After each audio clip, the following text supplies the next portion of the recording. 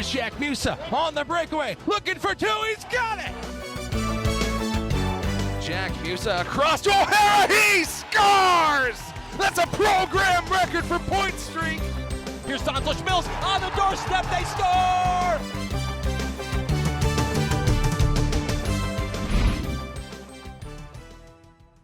Hello everyone, welcome into our set on the campus of the University of Massachusetts. You know the deal at this point. Along with John Ruggiero, I am Jacob Repper, and this is the UMass Hockey Preview Show presented by UMass Journalism. Sure is, Jacob. Today on this show, we'll recap the two games against Northeastern and Lowell, preview two more games against Lowell, and we'll have a special guest join us in just a little bit. Let's all start last Friday, John. The Minutemen, they took on the Northeastern Huskies for the fourth and final time this season, and they look to continue their 5-game win streak. However, the Huskies, they came limping into the Mullen Center, just 2 wins in their last 7 games played, and in the second period, they struck first. Yeah, they did, Jacob. It was in the form of Austin May, the Providence transfer. He gets the puck right out front here and scores one halfway through the game. The game went scoreless, but then it's May to break that tide and make it 1-0 Huskies. A couple minutes later, UMass looking for some offense. They come into the offensive zone with Larry Keenan inside out, dangles and scores one of the best goals you'll see all year from the Minutemen. And look at this highlight. 3 Huskies surrounding him. He breaks out of the dog cage and scores. Unreal stuff from Keenan, but how about Jack Musa taking the lead with 1 minute to go in the second? A brilliant leave pass from Václav Nestrasil to Musa, 2-1. Northeastern on the ropes. Their last hope comes in Dylan Ritzgobian, Hockey East's leading point scorer. He gets the goal. They go tic-tac-toe, buries it past Michael Robel. This game's going to overtime. It is, and Jack Kalenic here gets kind of caught, but is over to Keenan, and then Kerr to finish it. He scores the game-winning overtime goal, and the Mullen Center and the Minutemen go crazy for Justin Kerr, the freshman. And how about that? And you'll see the replay here. Great pass from Larry Keenan, gets another point in this game, and then Kerr shoots it past Zacher for the Minutemen to win. He could barely stand on his skates, John, after that goal. Yeah, Jacob, I mean, he was fired up, and as he should. I was ringside there, John, and it was an electric game. It wasn't UMass's best performance, but you look at what they did, able to get the victory in a critical time as well.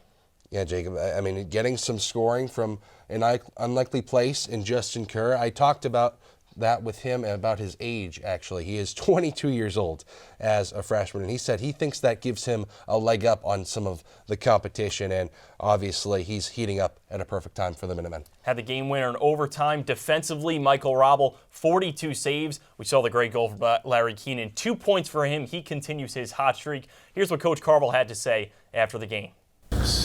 When you're winning, you find ways to win. I'm not so sure we deserved the win tonight. I thought we were very good in the first period. For whatever reason, the second period we came out and just Northeastern took the game over, and I felt like they took it over for the last 2 periods. Mike Harabo, I know he broke a record tonight for longest streak shutout minutes, and he's been outstanding. And luckily, Larry Keenan was outstanding tonight too. Played a huge factor in the game, both sides of the puck.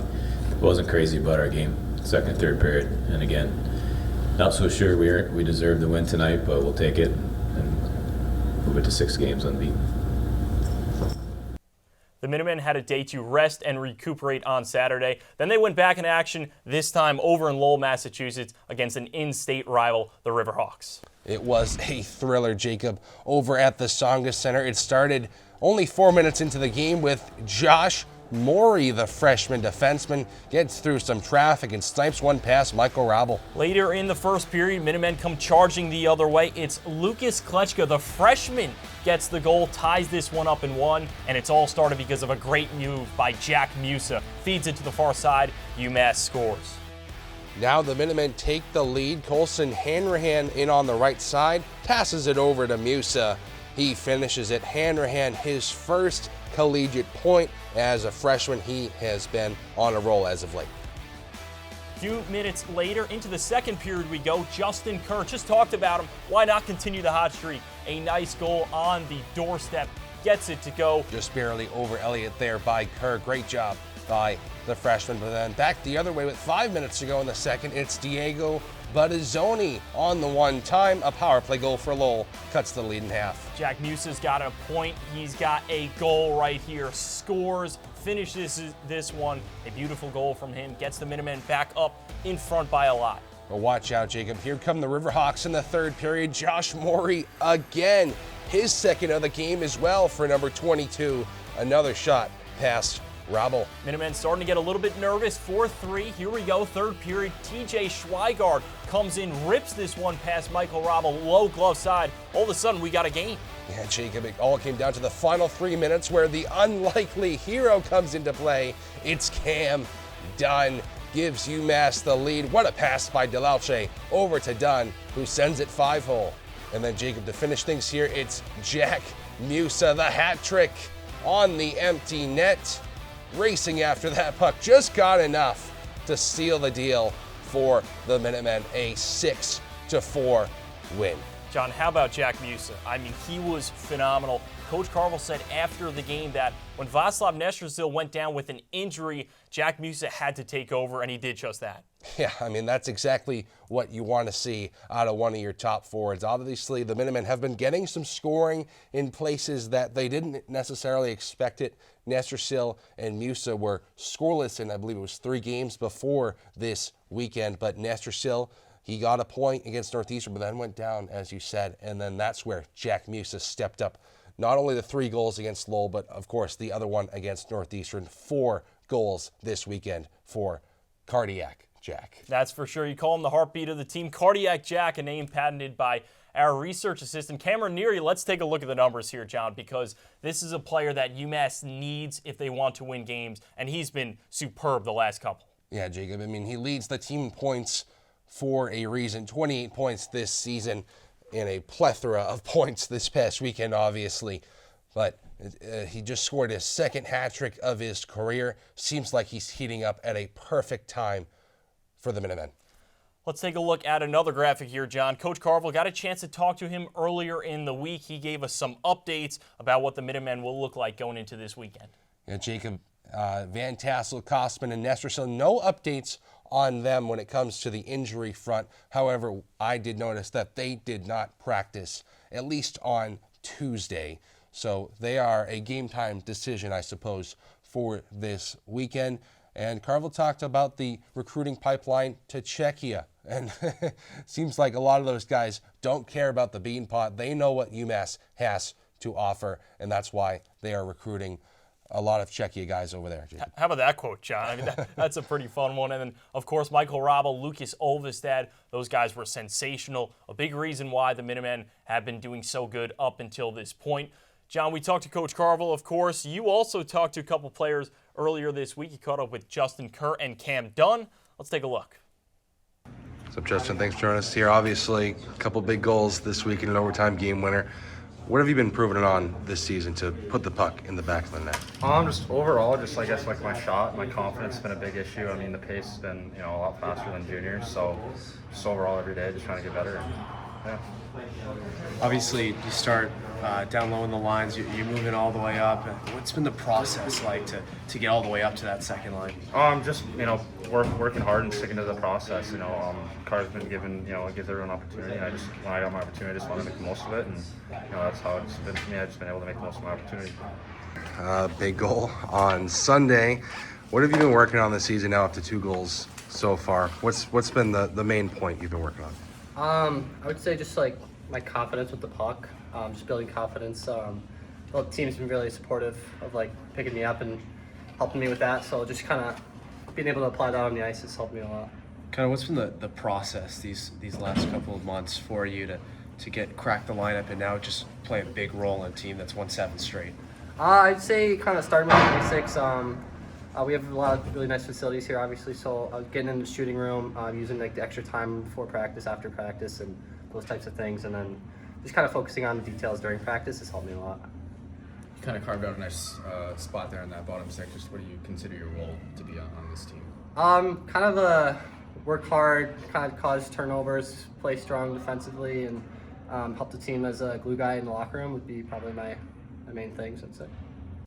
To give more analysis on UMass hockey up to this point, we welcome UMass journalism alumnus, Daily Hampshire Gazette sports reporter, and of course, friend of the show, Ryan Ames. Ryan, thanks for jumping on the show with us. Thanks for having me, guys. You got it. Let's start with this past weekend, Ryan. A lot of goals. John and I, we just ran it down right there. We're out of breath a little bit. What did you see from out in Lowell from the Minutemen? Well, first off, a pretty spectacular performance from Jack Musa. I mean, 4 points, hat trick. That was one of the best games I've seen from him since I've been back covering this team, and he was really the leader on Sunday. But then you saw some depth scoring from some unexpected guys. Cam Dunn got on the board. Justin Kerr continued his hot weekend. So it was a pretty impressive performance from that standpoint, just getting the offensive contributions from some guys that, frankly, UMass has needed to step up, and I think that was the most encouraging sign from Sunday's win. Perfect. You were in the media session earlier this week with Greg Carville. Did you pick up on anything that perhaps, well, we showed a graphic, anything that you were looking for in that media session? Well, first off, he didn't offer any really update on Vaslav Nestrasil. He went down in that game on Sunday, so no update on him. That was kind of the big point going into that media. But other than that, he's kind of just stuck to his usual message all year. You know, doesn't get too high, doesn't get too low, just wants the team to continue the details, and that was kind of the big talking point in this last media session. You know, he mentioned like a lot of the details people sit in the stands don't see, but those are the things that make a difference, and he feels like the team is really excelling in those details right now. Ryan, it's been a little bit of a turbulent season for us from an emotional perspective as reporters. I remember talking to you in the beginning of the year.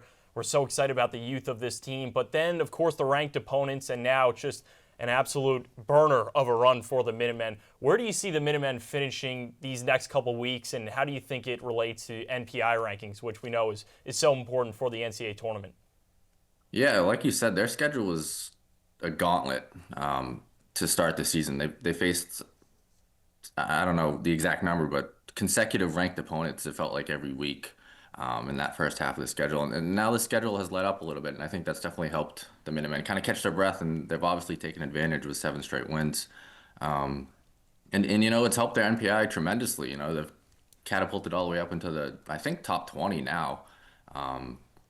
They'd obviously need to be below that 16th threshold to, you know, secure an at-large bid, but, you know, they keep winning. It's going to obviously improve their chances. They got a big weekend versus UConn coming up in a couple weeks, and I think that'll really kind of determine their at-large bid, whether they get it or not. UConn is also in that top 20 right now, so a good weekend against the Huskies, I think that could kind of determine, you know, whether or not they need to win the Hokies tournament to make the NCAAs. Ryan, another matchup against Lowell this weekend, at home and home. What are you expecting from another series against the Riverhawks? So Sunday's game was very physical. That was kind of something that stuck out to me. Riverhawks are not afraid to throw their body around, and I would expect a similar series again this weekend. You know, Riverhawks have not had a great season, below 500. I think they've lost a few in a row. They need some wins fast to have any sort of chance to have a long postseason. So they're going to be desperate, especially at home on Friday. So I would expect another physical, emotional series. Ryan, any final thoughts before we see you this weekend? I mean, just on the streak in itself, I mean, this has been one of the most impressive runs I've seen since covering this team. I mean, just the fact that they've been able to win in multiple different ways, I think, is the most encouraging sign. You know, obviously at first Michael Hrabal was kind of the star in January, and now they've sort of figured out how to score, like I mentioned earlier, just from a depth perspective. So I think this team is kind of firing on all cylinders, and you know, if they can keep this going, they're going to be a very tough out come hockey's playoffs and potentially NCAA tournament. It's going to be an entertaining next couple months for us. Ryan Ames from the Daily Hampshire Gazette, thank you so much for joining us. Thank you, guys. See you this weekend.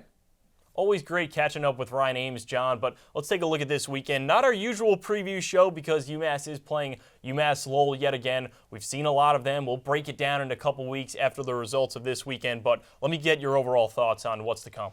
Yeah, Jacob, obviously the Minutemen riding a 7-game win streak into this weekend. I don't think it's going to be very different against Lowell. Of course, a home and home. They'll go out to Lowell on Friday, then right back here at the Mullen Center on Saturday. Should be another fun matchup. While Lowell is not the best team, they always seem to give it to the Minutemen and bring their best. That wraps up the 15th episode of the UMass Hockey Preview Show presented by UMass Journalism. UMass has a bye next week, but that doesn't apply to us. We'll unveil a UMass Journalism exclusive when we go behind the scenes of what makes UMass Hockey one of the top developmental programs in the nation. We'll see you then.